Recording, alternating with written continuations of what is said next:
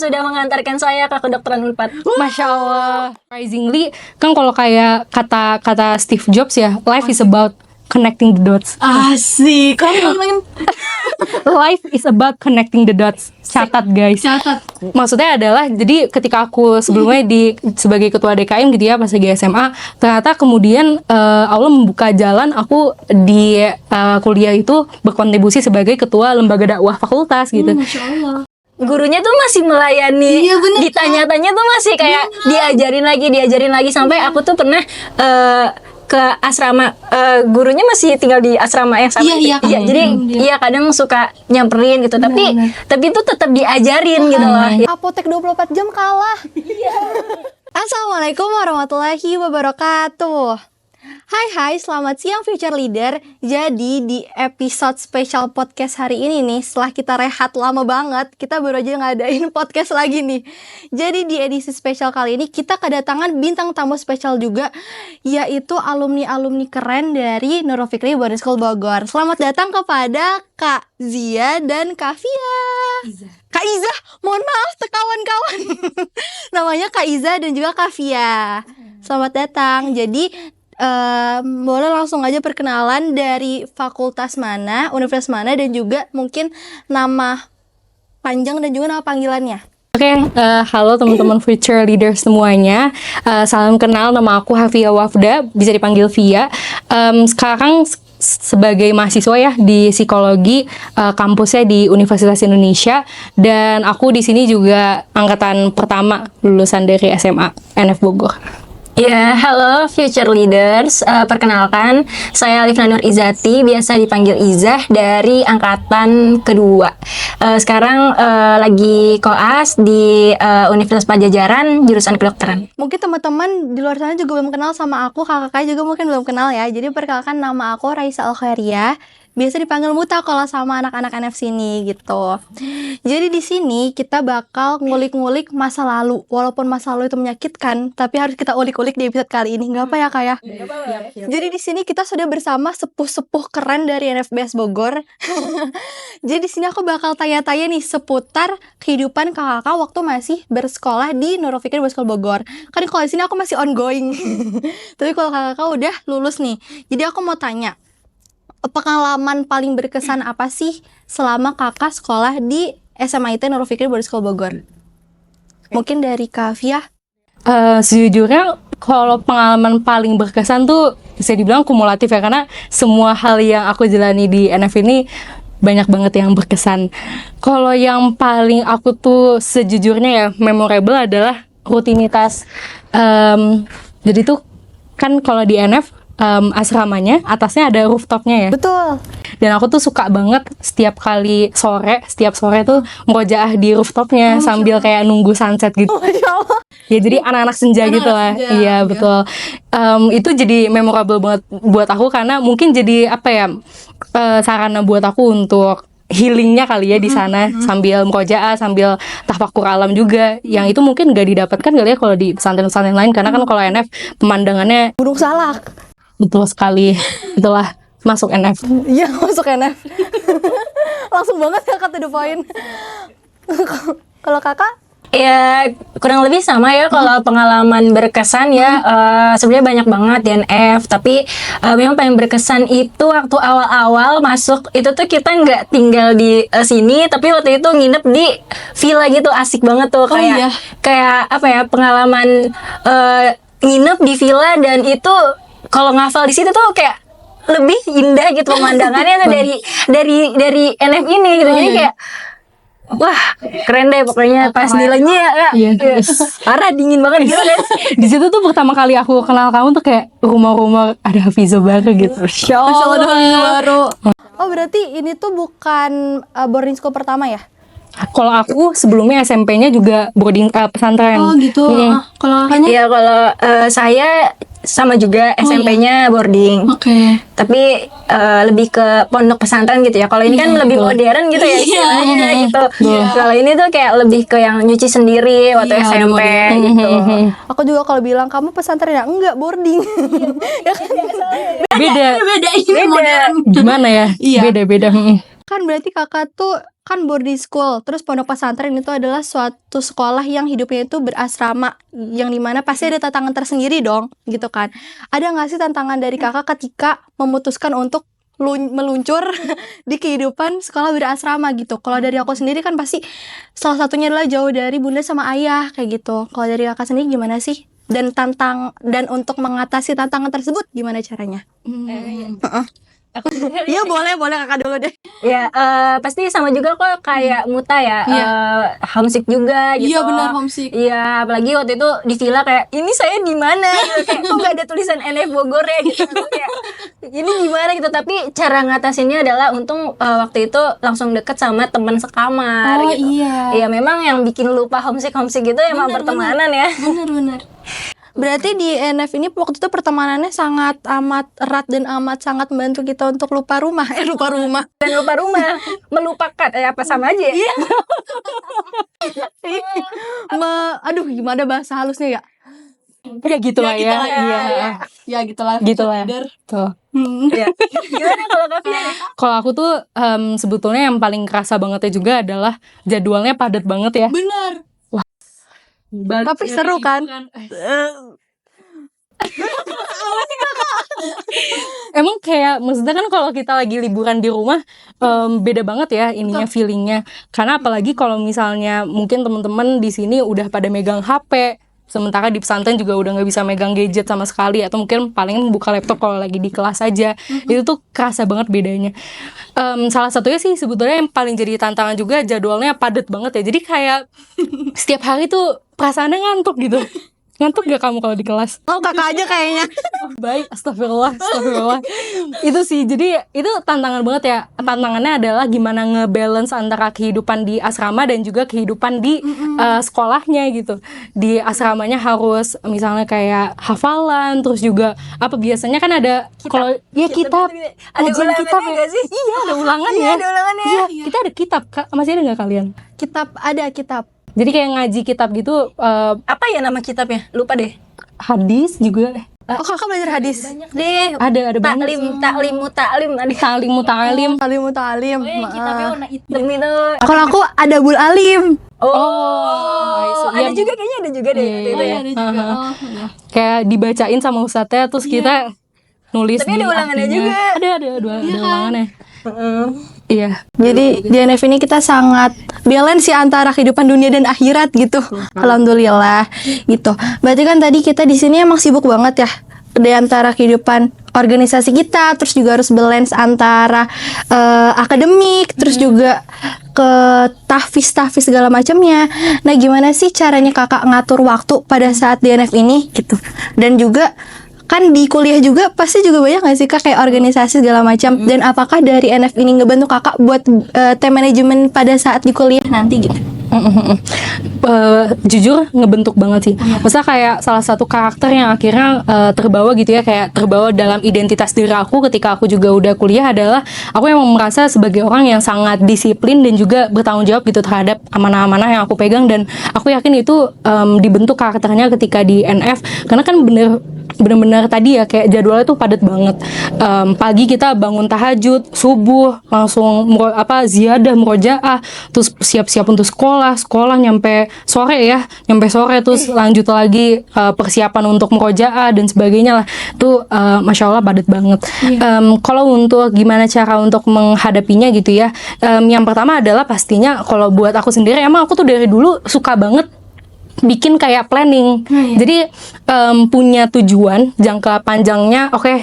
Jangka panjangnya aku tahu nih pengen mencapai apa, dan kemudian di breakdown gitu ya ke jangka pendeknya, ke bulanan, mingguan, dan harian tuh aku harus ngelakuin apa aja.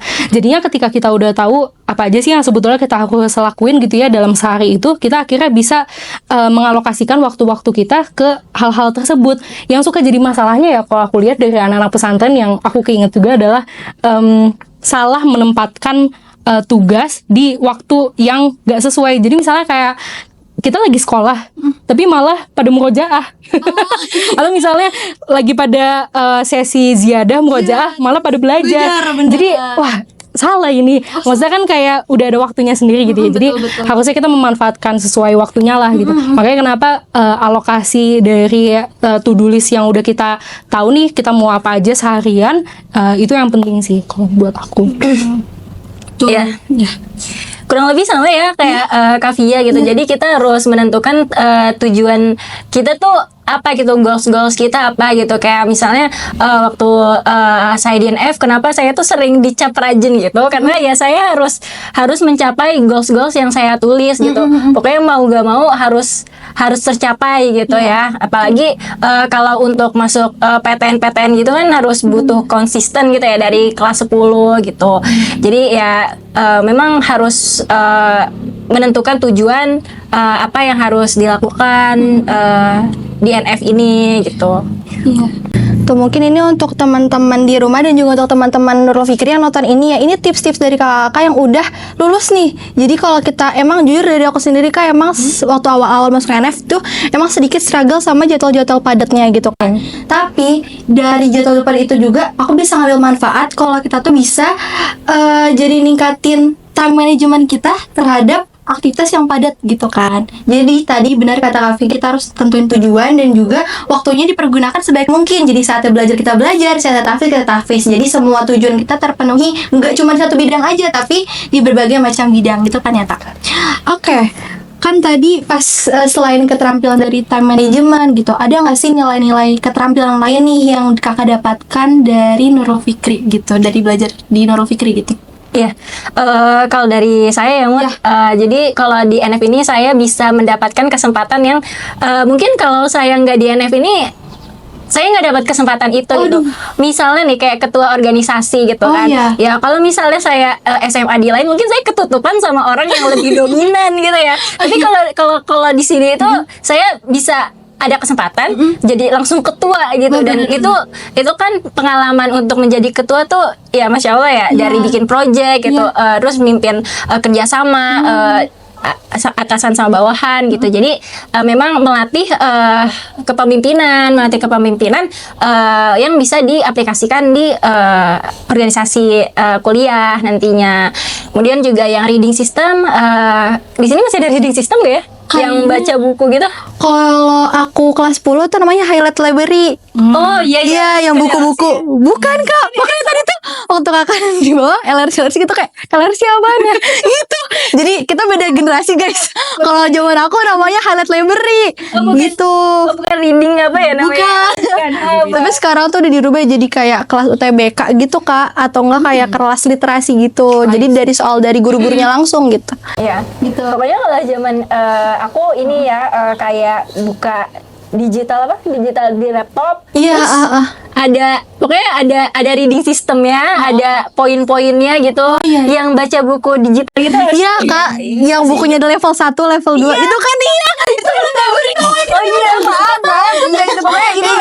Iya, pokoknya itu kayak udah mau berhenti tapi levelnya masih nanggung gitu. Jadi kayak lagi terus kayak ada buku Inggrisnya juga kan. Dan itu tuh bagus banget buat di kedokteran. Oh tuh guys, anak-anak kedokteran catat nih. Jadi karena kalau di kedokteran itu kan harus pinter baca gitu kan.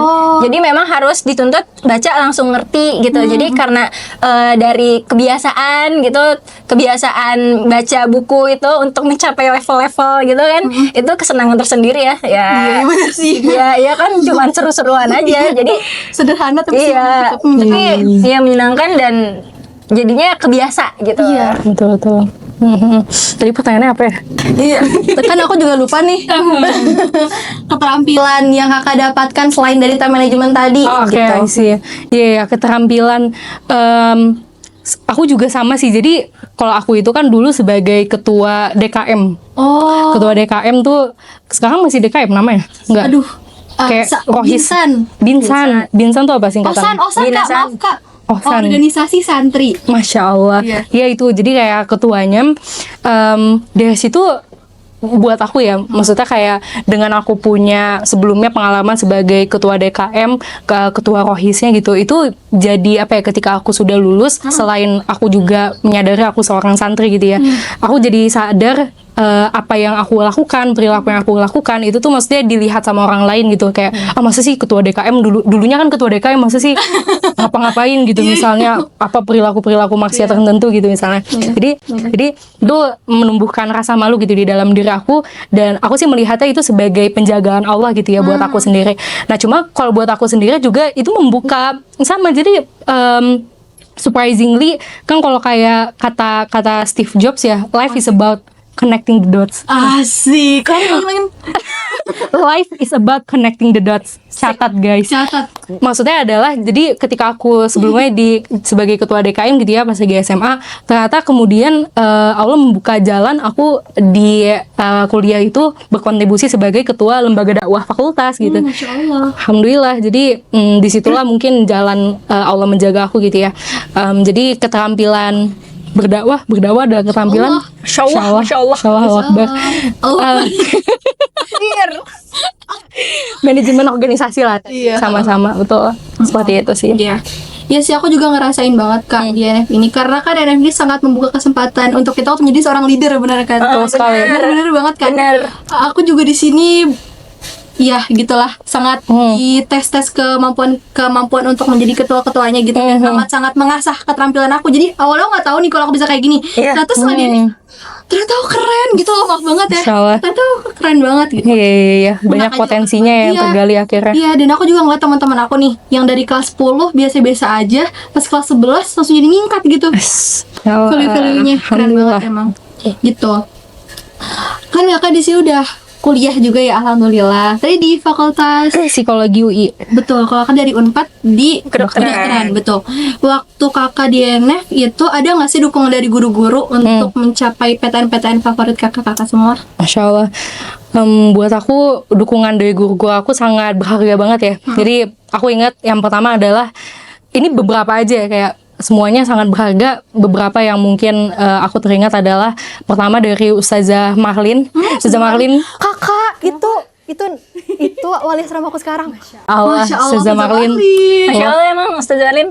Masya Allah. Ini Ustazah Marlin tuh lumayan sih, udah membersamai dari sejak tahun pertama aku juga, Iya, sejak Masya SMA Allah. di Ya, sini. Masya Allah. Pas lagi di sini tidurnya.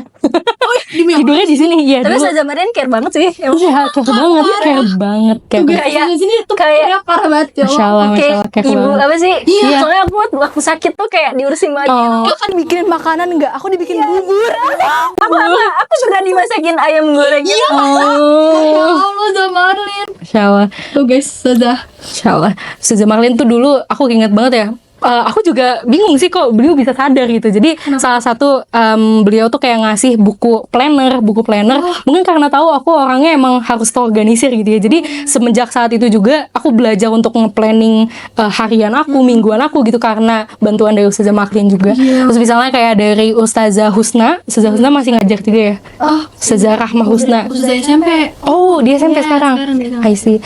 Ustazah Husna tuh juga salah satu yang aku deket banget sama beliau. Lagi tuh nyampe kayak diajakin keluar buat makan gitu loh, makan iya kayak date bareng. Oh my God, date. Lucu banget. Terus iya, terus habis itu kayak dikasih surat. Terus Oh iya? iya dikasih suratnya tuh intinya kayak ada tulisannya ya semacam, mungkin saat itu aku nggak tahu inget sih sebetulnya itu pas lagi kapan gitu dikasihnya. Cuma seingat aku mungkin kayak lagi fase-fase terpuruk gitu ya, lagi fase-fase struggle. Terus Zaza tuh nulis sesuatu kayak ya Allah memang memberikan ujian tuh lewat cara-cara yang bermacam-macam, cara-cara yang tidak terduga. Tapi takdir Allah tuh selalu yang terbaik. Itu jadi penguat aku sih, Insya Allah. Zaza. Benar, Suzu di sini sangat hangat. Ustadznya juga. Kalau dari kakak? Ya sebenarnya semua guru ya mensupport ya gitu. Sama saja misalnya sekelas belajar terus gak ngerti mau sore pagi malam itu tuh gurunya tuh masih melayani. Iya, bener. Ditanya-tanya tuh masih kayak diajarin lagi sampai aku tuh pernah ke asrama, gurunya masih tinggal di asrama yang sama. Iya, Iya, jadi iya kadang suka nyamperin gitu, tapi itu tetap diajarin gitu loh. Apotek 24 jam kalah. Iya, jadi kayak wah, kesempatan belajar itu lebih banyak gitu. Benar-benar. Ya apalagi support dari sebenarnya semuanya sama ya gitu. Cuman memang aku deketnya sama Ustazah Eli sama Ustazah Diani itu memang mensupport banget waktu aku masuk PTN gitu, kayak yang lagi ngedown tapi tetap membangun lah gitu. Dan juga waktu itu kan Ustazah Eli itu kan guru kimia ya waktu itu. Iya, jadi sangat mensupport lomba-lomba kimia waktu itu. Sampai sekarang loh. Sampai sekarang Keren banget. Support kita untuk lomba-lomba di luar sana. Iya, terus Ustazah Eli juga waktu itu pelatihan OSK itu tuh sore kan udah di luar jam ngajar gitu ya, tapi masih nyempetin dateng gitu ke kelasnya gitu, walaupun katanya sibuk cuci piring gitu, kayak maaf ya Iza telat gitu, habis cuci piring gitu kayak gitu. Terus udah gak apa-apa Zah, walaupun ya sudah nunggu lama sih sebenarnya. Aku juga yang dari ingat waktu itu kita lagi ujian Kak. Terus kita dianterin sama salah satu ustazah, dianterin donat gitu, donat bikinan beliau sebagai support kita, sebagai semangat untuk belajar gitu. Jadi kita lagi belajar malam-malam nih, dianterin donat hangat-hangat. Ya kan, Masya Allah ya. Bener, jadi kita di sini sangat baik-baik banget di sini ustazahnya tuh. Jadi kan Kakak di sini kalau misalkan sekarang nih di zaman aku itu ada yang namanya tes SNBP sama kalau di aku sekarang SNBT sama SNBT. Kalau di Kakak SNMPTN ya? SNMPTN sama SBMPTN. SBMPTN. Nah, kalau dari Kakak pada siswa eligible nggak? Iya, Eligible. Kalau di SNMPTN itu untuk undangan ya? Undangan. Gimana tuh? Bisa diceritain nggak terkait tes jalur itu? Kalau di saat aku itu ya, yang pertama pastinya adalah rangkuman apa sih, kayak dari raport-raport kita dari sejak kelas 10 sampai kelas 12 gitu ya, nilai-nilai kita selama itu. Terus mungkin juga kayaknya lomba-lomba juga ya dimasukin untuk pendaftaran di jalur undangan. Ketika itu aku memang mendaftar di psikologi UI pertama, dan yang kedua adalah psikologi UGM. Qadarullah ya, mungkin sebagai ujian dari Allah juga, aku masih belum lolos ketika di jalur undangan itu. Kalau dari Kakak? ya kalau saya eligible juga, ya tapi memang waktu itu juga belum rezeki ya. Iya, kemarin daftar SNMPTN FKUNS, tapi satu pilihan aja gitu. Iya, memang seperti itu. Kalau sekarang itu dari NF pada launching program SNMPTN, tahu nggak Kakak? Apa tuh? Jadi itu tuh kita beneran, kalau aku pribadi dari kelas 10 ini udah dikasih mentor Kak. Jadi aku dikasih, jadi tuh guru-guru udah pada nge-plotting gitu siswa-siswa yang nanti kita tuh dikasih mentor. Dari mentor itu kita bakal arahin jalurnya bagusnya kemana. Jadi kalau misalkan kamu SNMPTN, kamu bagusnya Ngeplay ini loh, kamu bisa ngeplay ini loh gitu Kak. Jadi kalau misalkan sekarang itu kita udah mulai di tracking gitu loh kan sama guru-guru sini gitu sih. Jadi sangat-sangat membuka wawasan aku ya terkait kampus ini, karena dari NF dari kelas 10 pun udah udah dijerjerin gitu loh, dijejelin gitu, bener gitu. Kalau yang SMBT ya? SBMPTN. SN. Jalur tes lah ya. Jalur tes. Itu gimana tuh? Kalau jalur tes, jadi kalau pas lagi aku sendiri ya, seperti biasa ya, cuma karena aku itu kan pengennya ke psikologi UI ya, sementara psikologi UI itu IPS. Jadinya pas lagi zaman itu, aku tahu nih pas aku udah naik kelas 12, aku tahu aku harus udah belajar IPS, udah nyicil belajar IPS buat persiapan tes nanti kan gitu. Jadinya pas lagi semenjak udah masuk kelas 12, aku udah mulai nyicil nih, ngebagi belajar untuk sekolah, untuk akademik, untuk nilai di sekolah ya, sama belajar untuk tes gitu. Dan memang pada akhirnya kan untuk belajar tes ini kan sebagai rencana rencana BCD lah gitu istilahnya, kalau misalnya jalur undangan tuh kita nggak keterima gitu kan. Jadinya emang persiapannya seperti itu. Jadi emang kalau misalnya kita memplanning sesuatu, ada baiknya kita punya planning lain-lainnya lah ya, supaya sebagai backup plan-nya. Dan di situ karena udah mulai belajar, jadinya juga buat aku sendiri salah satu cara belajar yang efektifnya adalah selain tadi ya dari NF tuh sangat mensupport banget, kayak bimbel NF gak sih? bimbel NF, Masya Allah, tabarakallah. Dan itu pun juga kita dipisah. Jadi karena aku pengennya IPS, ya udah kita dipisah. Aku bimbel IPS sendiri, nggak gabung sama anak-anak gitu IPA gitu. Iya beneran. Jadi beneran di support gitu loh. Kalau misalnya sesuai dengan harapan kita, tujuan kita gitu. Alhamdulillah. Dari situ mulai belajar juga dari bimbel, dari buku-buku gitu ya, bahwa belajar latihan-latihan, try out banyak sekali.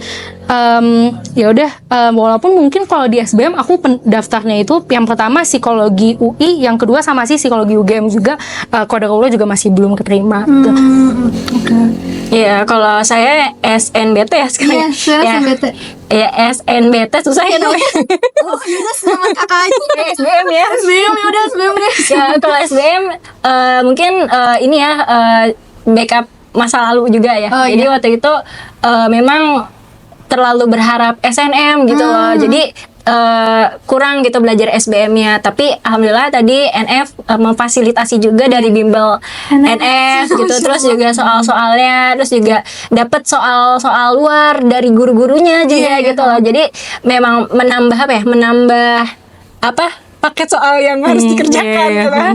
Ya cuman itu mendukung banget sih ya, mendukung banget untuk mengantarkan saya gitu ke PTN gitu. Masya Allah, Bu Dokter.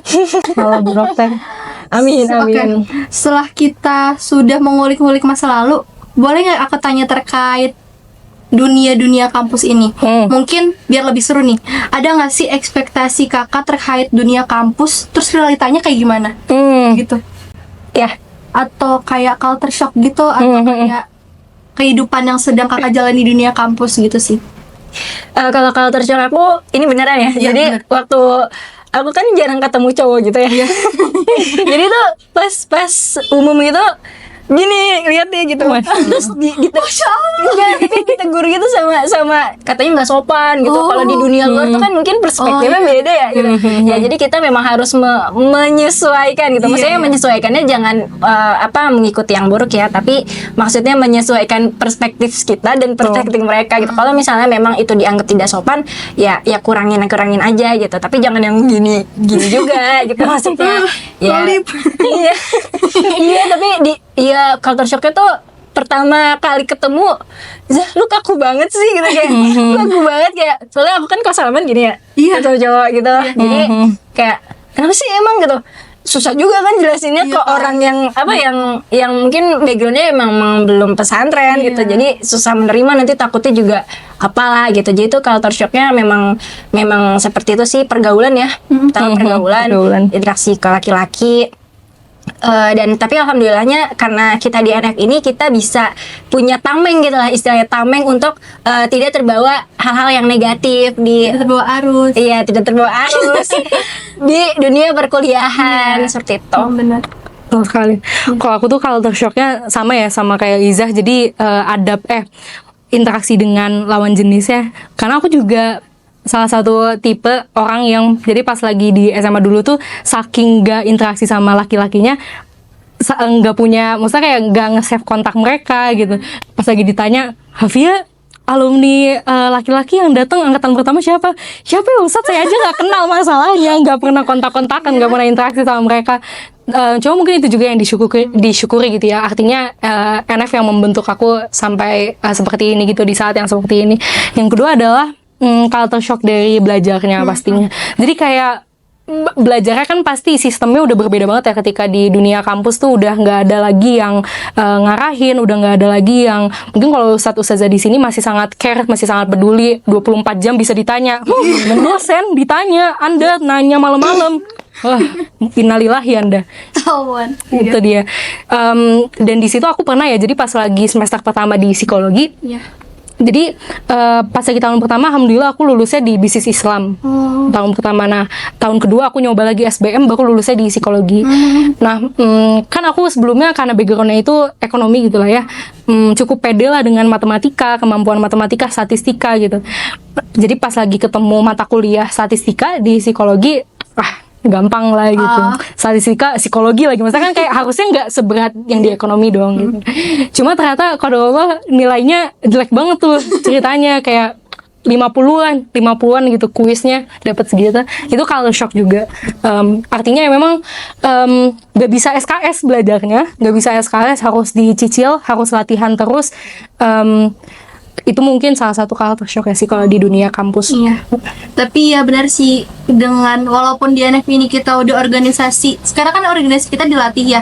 Di Ikhwan Akhwatnya juga di organisasi juga dicampur ya kadang gitu kan. Tapi kita juga tetap dibatasi gitu. Jadi sekarang udah mulai diantisipasi agar nanti di kuliah tuh nggak begitu shock-shock banget gitu Insyaallah. kalau di NF ini gitu. Bagus. Oke. Mungkin terakhir sebagai closing kita pada podcast pada siang hari ini nih, boleh nggak kasih pesan-pesan untuk teman-teman di rumah, untuk anak-anak NF atau mungkin untuk teman-teman yang lagi cari-cari SMA nih gitu.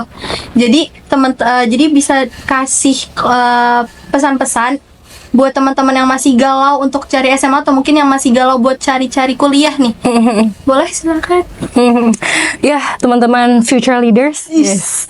Memang ada alasan ya kenapa aku dan orang tuaku kemudian memasukkan aku di NF padahal masih angkatan pertama gitu. Ketika situasinya saat itu tuh fasilitasnya masih sangat kurang. Sekarang udah bagus banget gitu fasilitas di NF, Insya Allah. Yang pertama adalah memang kita nggak selalu melihat yang fisiknya ya, kita juga melihat yang nggak fisik, yaitu adalah orang-orangnya gitu. Ada orang-orang yang ada ideologi, ada pemikiran-pemikiran dan apa yang ditanamkan NF kepada anak-anaknya itu adalah sesuatu yang sangat berharga. Bagaimana SMA itu akhirnya bisa membentuk karakter kita, bisa membentuk pemikiran kita yang akhirnya itu bisa menjadi warisan, bisa menjadi benteng ketika kita udah masuk ke dunia luar yang sangat heterogen, yang sangat diverse gitu. Dan yang kedua adalah aku tuh sebetulnya sebagai anak psikologi ya, salah satu fenomenanya adalah anak-anak zaman sekarang tuh banyak yang adiksi gadget ya, jadi kayak social media addiction, gadget addiction, internet addiction gitu. Yang ini juga jadi salah satu topik bahasan yang sering aku kaji gitu di psikologi. Dan yang rentan terhadap masalah ini adalah anak-anak remaja gitu. Jadi gimana anak-anak remaja itu nggak sadar kalau misalnya mereka itu udah menghabiskan banyak sekali waktu mereka dengan gadget gitu ya, padahal gadget itu dampaknya sangat buruk gitu terhadap mereka kalau misalnya mereka tidak menggunakan hal itu dengan sesuai gitu, dengan tujuan yang benar gitu. Makanya kenapa dengan masuk pesantren, dengan masuk boarding school itu sangat membantu insya Allah, apalagi untuk membantu meningkatkan attention span ketika teman-teman harus tadi ya ada reading system, harus banyak baca, harus banyak belajar. Itu insya Allah ada sesuatu yang sulit gitu ketika didapatkan dari sekolah-sekolah di luar. Ya, kalau dari saya ini agak briefing ya. Jadi waktu itu pas tes di sini, pas survei di NF tuh lihat kelasnya kayak jadi fokusnya tuh terbatas gitu. Jadi memang anaknya tuh kan sedikit, jadi memang lebih fokus belajar gitu kan. Saya mikirnya kayak ini segini, satu kelas segini, jadi lebih fokus gitu untuk belajar gitu. Kemudian juga ngelihat sambutannya waktu survei sama orang tua tuh, wah care banget ini. Walaupun saya nggak tahu nama ustazahnya siapa ya waktu itu, cuman ustazahnya tuh melayani banget gitu waktu survei. Jadi itu membuat saya yakin saya mau deh di sini gitu. Jadi wah ini bagus nih sekolahnya gitu. Sama mungkin yang pasti juga adalah sangat mendukung untuk PTN ya untuk kuliah ke depannya sih. Iya, amin insyaallah. Alhamdulillah. Gitu. Iya, gitu kalau misalnya dari aku sendiri, ya jadi jangan ragu lagi nih untuk masuk ke Nurul Fikri Boarding School Bogor. Karena dari aku aja yang belum lulus ya, aku masih kelas 11 teman-teman semua. Jadi dari mulai fasilitasnya bagus banget, dan juga dari guru-gurunya itu sangat humble, sangat ramah, teman-temannya juga sangat amat bersahabat dan juga menjadi motivasi tersendiri gitu loh untuk terus belajar gitu. Gitu sih. Ada lagi mungkin yang ingin disampaikan nggak kakak? Ya, jangan lupa masuk NFBS Bogor. Catat baik-baik. Bagus, mantap. Terima kasih sudah mengantarkan saya ke kedokteran Unpad. Masya Allah. Melalui rapat. Nggak, maksudnya kan sama nilai rapat ya. Iya betul. Bener, apa? Iya, nyari juga. Iya, keren. Iya, semoga kakak-kakak nanti di perkuliahan lancar. Sekarang lagi sibuk apa berarti? Alhamdulillah skripsi, mohon doanya. Amin, tuh doain ya guys semuanya, semoga kakak skripsi yang lancar. Amin. Koas ya? Was. Iya koas. Oh koas berarti praktek gitu ya, latihan praktek.